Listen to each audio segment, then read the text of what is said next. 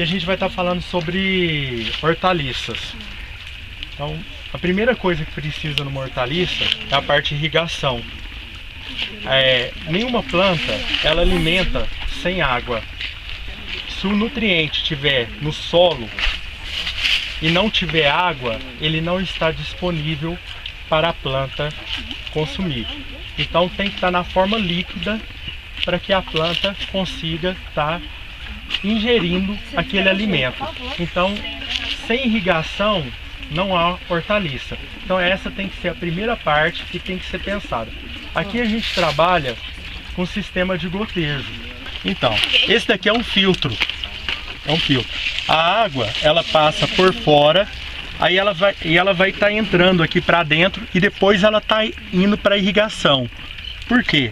A água que vem no rego d'água, ela vem muito suja.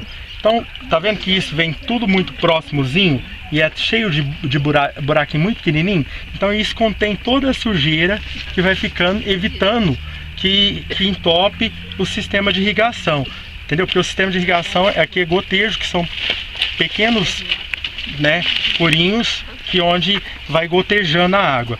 Esse daqui é um sistema israelita, que Israel é uma região seca, né? Então precisou estar desenvolvendo os melhores sistemas de irrigação do mundo para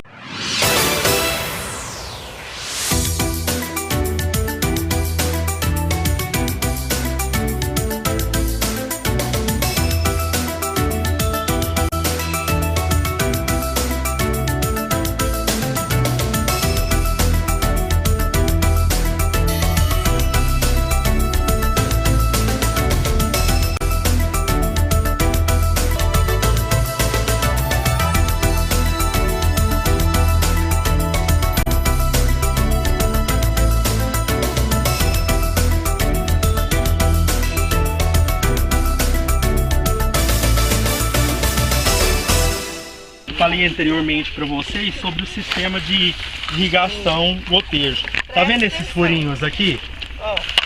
Esses furinhos aqui, essa fita, a cada 20 centímetros, ela tem um furinho. Então, a irrigação, ela vai ser local. Então, ela fica no pé da planta, caindo, e não irriga o corredor. Ela irriga somente no pé da planta. Então é um método econômico. Inclusive a legislação ambiental hoje começa a exigir das pessoas que esse método comece a ser utilizado por todos. E é o mais eficiente, porque não evita também que que as pragas vão nascer no corredor, né? Aqui nós estamos com umas mudas de abóbora Sand. Primeiramente queria estar falando para vocês que hoje os híbridos, né, os melhoramentos genéticos que se utilizam na hortaliça, todos eles se dão nome. E essa daqui se chama Sand. Normalmente quem faz o melhoramento genético, ele tem o direito de estar homenageando alguém que ele gosta. Então ele pode estar dando o nome da filha, da mãe, da irmã, de quem ele quiser. Então, quem criou esse híbrido aqui, que é a abobrinha menina brasileira, que chama Sand, né, deu o nome de Sand. Provavelmente ele deveria ter alguma parente na família dele. Uma outra coisa que eu queria estar mostrando para vocês é a parte de raiz. A raiz é uma coisa que nós não vimos, só que ela é extremamente importante, sabe? O enraizamento da planta é porque a raiz é a boca da planta. Sem ela alimentar, não tem uma planta bonita. Então, por exemplo, aqui as alfaces aqui, nós vamos tirar ela já não está com raiz, mas a alface já não tem uma raiz tão forte mesmo, já é comum. Plantas, assim como a gente, você precisa fornecer alimento para ela. A gente tem na formulação o NPK, é o nitrogênio, fósforo e o potássio, que é como se fosse, traduzindo em meias palavras, o arroz, o feijão e a carne pra gente. Então são os elementos mais importantes e consumidos em maior escala para a planta. O fósforo, ele tem uma curiosidade. Ele não é móvel no solo. Então, aonde você aplicar ele, você tem que aplicar ele direto na planta para a planta absorver. Então, você divide essa aplicação, diferente do nitrogênio e do potássio, você faz uma aplicação para todo o processo. E também a gente entra na cadeia dos micronutrientes, que são os nutrientes que você fornece em menor quantidade, tá? Que a planta absorve em menor quantidade. Por que você tem que fornecer esse alimento? Na terra não tem todos os nutrientes.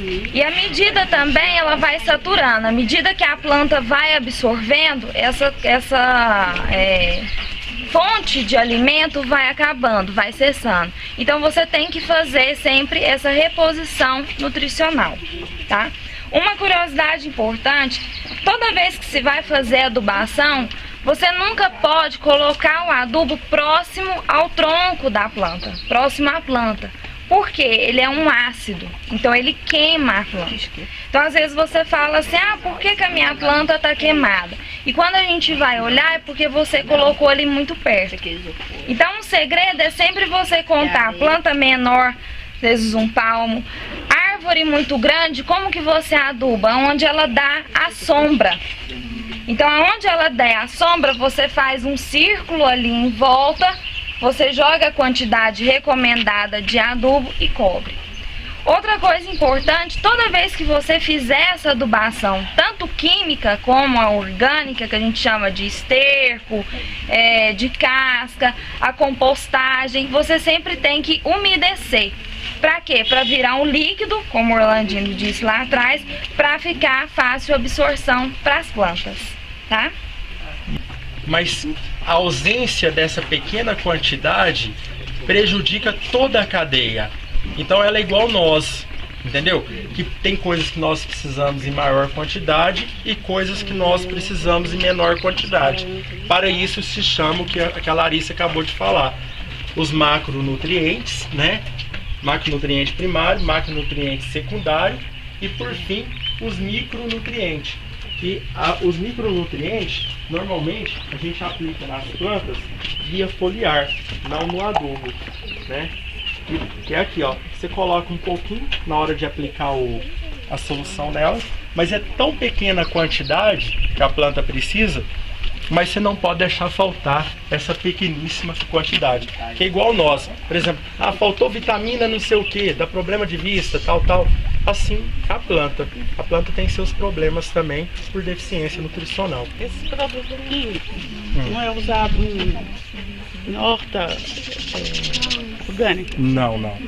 Aí o que é que substitui no caso? Então, algumas coisas na adubação, na hortaliça convencional, são usadas também na orgânica. Às vezes tem algumas fontes de fósforo que tem que ser utilizada, mas normalmente é só compostagem que está usando na orgânica. Mas no pomar tem que ser isso aí. É questão de escolha.